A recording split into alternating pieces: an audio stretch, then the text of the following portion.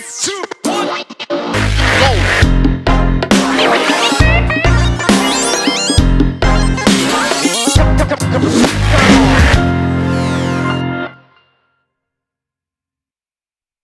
Quand on me demande sur quoi je travaille et que je réponds sur le charbon, j'ai souvent droit à un « ah bon ?» assez perplexe. Je crois que quand je dis charbon, les gens pensent à Germinal, pensent au siècle passé ou à des mineurs comme sur la photo. Mais détrompez-vous, à l'heure actuelle, de nombreux pays utilisent le charbon comme source d'électricité. Aux États-Unis, par exemple, plus d'un tiers de leur électricité est produite à l'aide du charbon. Vous voyez d'ailleurs sur la carte, où chaque petit point représente une centrale électrique au charbon, qu'il en existe énormément, et ce, surtout à l'est du pays. Alors par contre, ce que vous savez tous, c'est que le charbon, c'est fort polluant. Mais qu'est-ce qu'on entend exactement par là? Eh bien, on entend deux choses. La première, c'est que quand on le brûle, il émet du CO2. Mais bon, ça, c'est comme tous les combustibles fossiles. Sa particularité, c'est que comme il contient du soufre, il va émettre aussi du SO2 ou dioxyde de soufre, qui vont causer par exemple des pluies acides.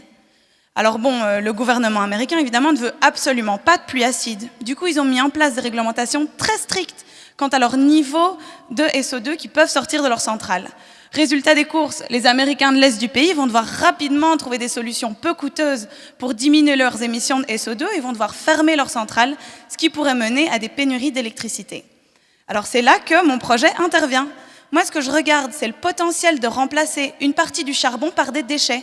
Parce que les déchets, c'est gratuit, et en plus, ça ne contient pas de soufre. Donc c'est tout bénef. Par contre, malheureusement, on ne peut pas remplacer tout le charbon par des déchets, parce que déjà, il n'existe pas assez de déchets, et qu'en plus, ça poserait plein de problèmes de fonctionnement et d'efficacité des centrales. Du coup, on obtient des réductions de SO2 que d'environ 10%, ce qui n'est pas suffisant. La deuxième partie de mon projet, alors, c'est d'ajouter en plus des sorbants, comme par exemple du calcaire.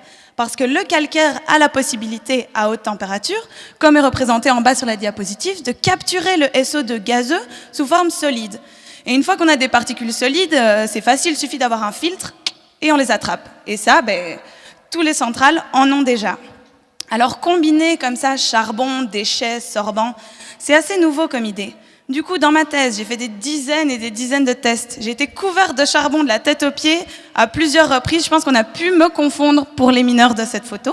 Mais j'ai réussi à obtenir des réductions de plus de 55% des émissions.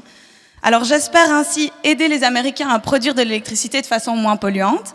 J'espère aussi à les aider à trouver des solutions pour le traitement de leurs déchets, parce que pour le moment, ils balancent tout ça dans des dépotoirs.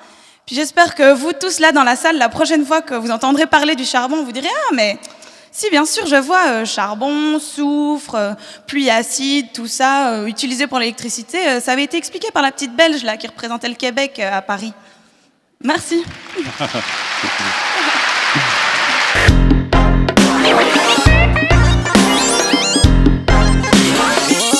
Come on.